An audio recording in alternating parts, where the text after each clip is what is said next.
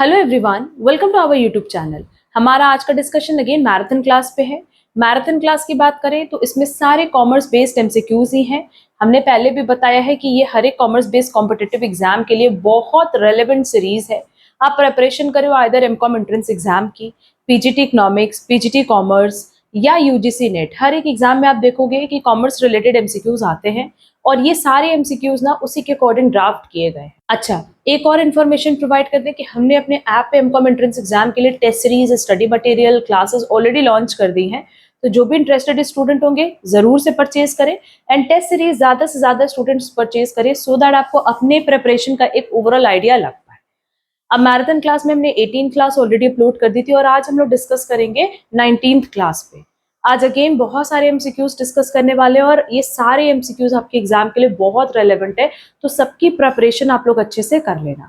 चलो फिर अपना आज का डिस्कशन सेशन स्टार्ट करते हैं, जहां देखो हमारे पास सबसे पहला क्वेश्चन है, consider the following statement and identify the right ones. The 1980 industrial policy emphasized economic federalism. Liberal license policies were advocated for agro-based industries.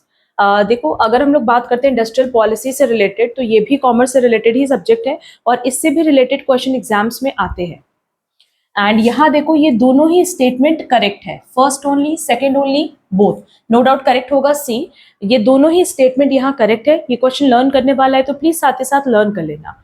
Next, which of the following is not an organization working for consumer protection? Consumer Voice, Consumer Forum, the Bureau of Indian Standard, Consumer Utility and Trust Society.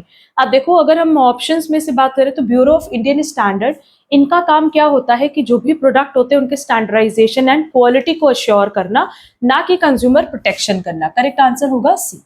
Next, which of the following statement is true about liberalization? It involves the reduction of government controls and deregulation along with greater autonomy for the private investment. Yes, liberalization की बात करें तो liberalization का मतलब ही होता है liberal होना about जो government का controls है उससे, प्लस जो प्राइवेट ऑर्गेनाइजेशंस हैं, जो प्राइवेट इन्वेस्टमेंट है, उनमें हम ज्यादा ट्रस्ट करने की बात कर रहे हैं। हम ये कह रहे हैं कि प्राइवेट सेक्टर्स ज्यादा आगे आए कंपैरेटिवली पब्लिक सेक्टर के, है ना। तो फर्स्ट ऑप्शन तो करेक्ट है। It refers to contracting some of the activities performed within the organisation to third parties. No, सिर्फ फर्स्ट स्टेटमेंट करेक्ट है, क्योंकि लिबरलाइजेशन का मतलब ही यही होता है जहां पे हम गवर्नमेंट के रेगुलेशंस को, कंट्रोल्स को कम करते हैं। Next, industrial policy resolution of 1948 divided industries into, ये हमने अपने लेक्चर में बताया भी हुआ है कि ये 4 कैटेगरीज में इंडस्ट्रीज को डिवाइड करता है। करेक्ट आंसर होगा 4। ये प्लीज लर्न कर लेना, लर्न करने वाला क्वेश्चन है। नेक्स्ट, असर्शन और रीजन दिया, आपको बताना है कि क्या दोनों करेक्ट है। अगर दोनों करेक्ट है तो ये भी देखना होता है कि क्या रीजन जस्टिफाई कर रहा है असर्शन को। लिखा है असर्शन है the new industrial policy was announced on 24 जुलाई 1991। यस, अगर हम न्यू इंडस्ट्रियल पॉलिसी की बात करें तो ये अनाउंस्ड हुआ था 24 जुलाई 1991।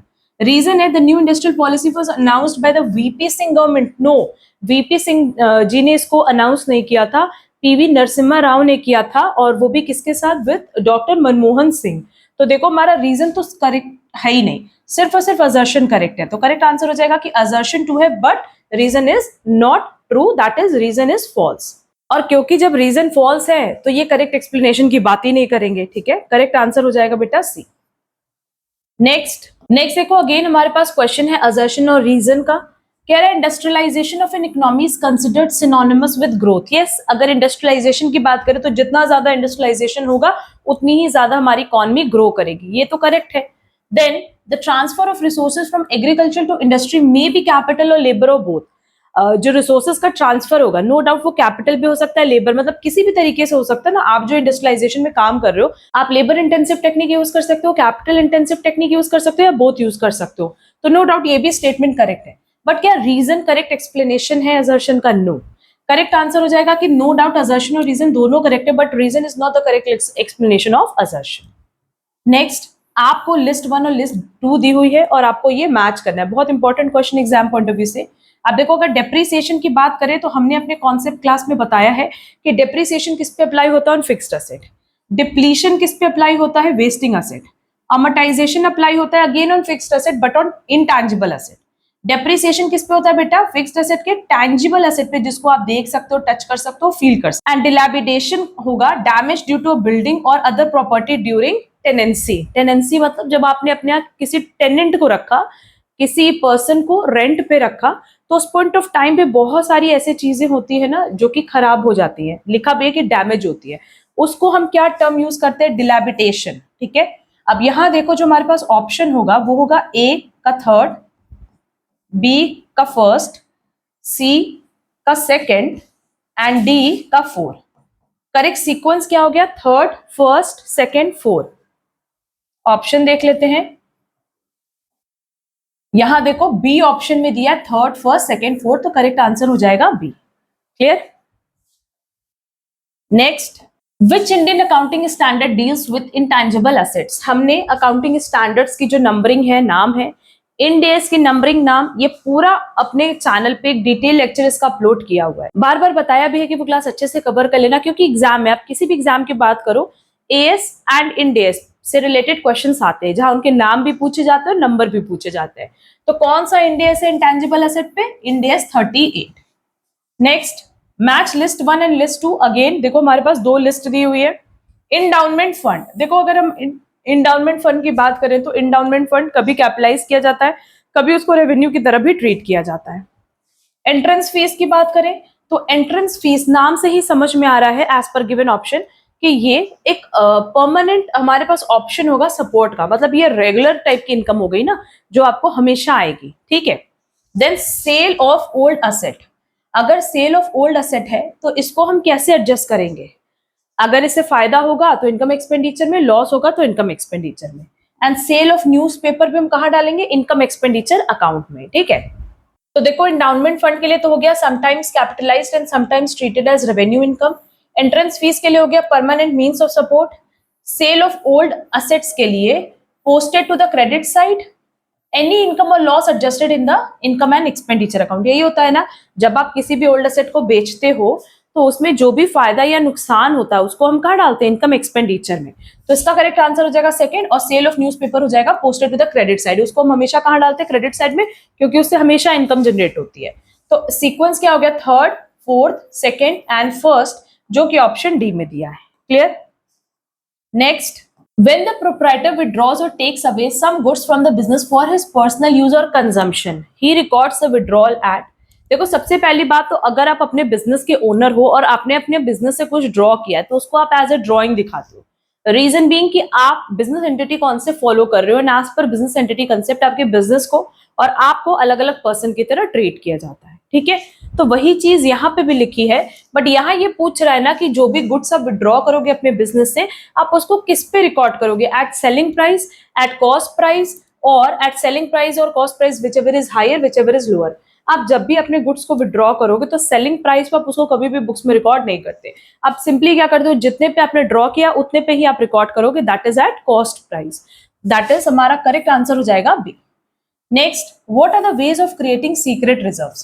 By charging excessive depreciation, by overvaluing stock in trade and goodwill, by suppressing sales, by showing a contingent liability as a real liability, by grouping free reserves as creditors. देखो secret reserves हम कैसे बनाते हैं, चाहे तो आप अपने profit को अंडरस्टेट करोगे, चाहे आप किसी असेट को हाइड करोगे। ठीक है, तो बाय चार्जिंग एक्सेसिव डेप्रिसिएशन, अगर आप डेप्रिसिएशन बढ़ा रहे हो तो बट ऑब्वियस आपका नेट प्रॉफिट कम हो जाएगा, तो यहां आपने अपने प्रॉफिट को क्या किया? अंडर स्टेट किया। By overvaluing stock in trade and goodwill, अगर आप अपने स्टॉक को बढ़ा के दिखाओगे तो प्रॉफिट तो बढ़ जाएगा, तो ये करेक्ट आंसर नहीं होगा। बाय सप्रेसिंग सेल्स, यस आपने अपनी सेल्स घटा दी तो ऑटोमेटिकली आपकी प्रॉफिट घट गई। By showing a contingent liability as a real liability, हाँ जो चीज आपको फुट नोट में दिखनी थी वो आपने कहाँ दिखाई है? रियल लायबिलिटी के तौर पे दिखाई है। And by grouping free reserves as creditors, आपने क्या किया कि जो हमारे पास फ्री रिजर्व्स था उसको एज क्रेडिटर्स दिखा दिया, तो कहीं ना कहीं आपने क्या किया? अपने असेट्स को कम कर दिया। ठीक है, तो सिर्फ और सिर्फ सेकेंड ऑप्शन करेक्ट नहीं है, बाकी अगर देखोगे फर्स्ट, थर्ड, फोर्थ, फिफ्थ, ये चारों ही ऑप्शन करेक्ट है फॉर क्रिएटिंग सीक्रेट रिजर्व्स, तो करेक्ट आंसर हो जाएगा बी। क्लियर? अब देखो ये सारे questions exam point of view से बहुत रेलेवेंट हैं, इनकी प्रिपरेशन अच्छे से कर लेना। अब देखो हम लोग जो मैराथन क्लास अब अपलोड करेंगे ना, इसमें हम हार्डली 10 to 15 एमसीक्यूज डिस्कस करेंगे। ये सारे MCQs exam point of view से बहुत रेलेवेंट होंगे एंड नो डाउट आपको ये क्लासेस कवर करने में बहुत ज्यादा टाइम भी नहीं लगेगा। नो डाउट अब एग्जाम के लिए बहुत कम टाइम पीरियड है, तो मेरा यही सजेशन होगा कि पहले के मैराथन क्लासेस तो होपफुली अपने कर लिए होंगे। अब आपको ये marathon classes hardly 10 to 15 minutes लगेगा कवर करने में एंड इनके साथ साथ आप लोग टेस्ट सीरीज जरूर ज्वाइन करो हमारी, सो दैट आपकी बहुत ज्यादा अच्छी प्रिपरेशन हो जाए एग्जाम के लिए। एक कॉन्फिडेंस लेवल बूस्ट हो जाएगा टेस्ट सीरीज ज्वाइन करने से।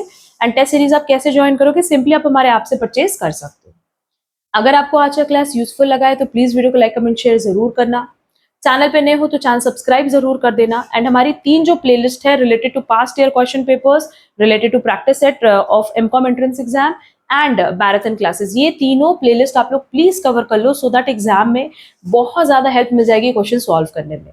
अब हम लोग मिलेंगे हमारी नेक्स्ट क्लास में। आज के लिए बस इतना। Thank you so much.